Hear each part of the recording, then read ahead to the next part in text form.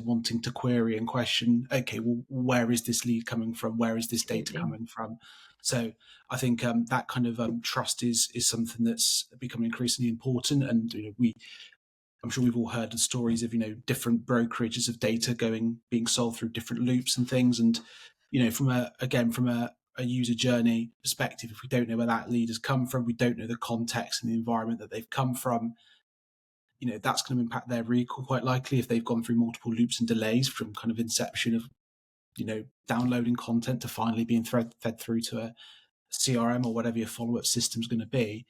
So I think that's something we're definitely hearing more from clients about, is wanting to understand what is the source of this lead, and that kind of plays into like, what does lead quality look like? Definitely, because I guess genuine.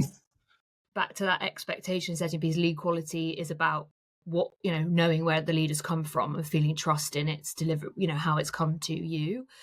Definitely, that's really positive to hear that from your side, Conor, as well, because I think in 2025 we are kind of already beginning to see and anticipating that lead quality, understanding where each data has come from and who's been handling that data, is shifting from a kind of a nice to have to absolutely essential, because like you've mentioned, the amount of paid media out there, budgets are more stretched, the pressure on marketing teams and individuals, professionals such as ourselves, every dollar is needing to count more than ever, and I think people have really, teams are really starting to learn that knowing where your data has come from is really gonna make you as confident as possible. So it's great to hear from your side as well.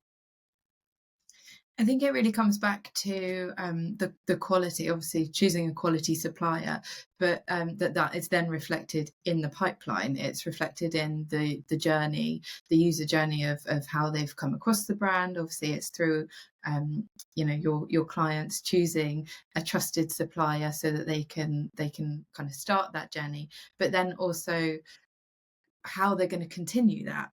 So I think that kind of leads in a bit more kind of, Conor, as to where these leads go, like the point of quality of them coming through being high quality, and then what happens afterwards. Can you give me a little bit more around that, the importance of kind of the following nurture?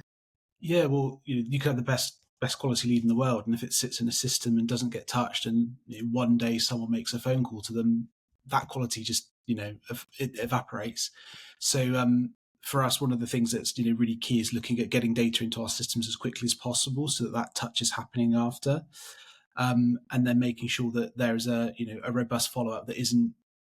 Email is obviously core to that. That's kind of traditionally what the system, what follow up has looked like, but increasingly we're driving our clients to look at a more kind of omni-channel nurture approach. So where email is playing ball with you paid social activity with your kind of display kind of campaigns, whatever, and via various systems. And it's not just looking at, okay, let's say Maddie's come in as a lead. What is her lead journey looking like?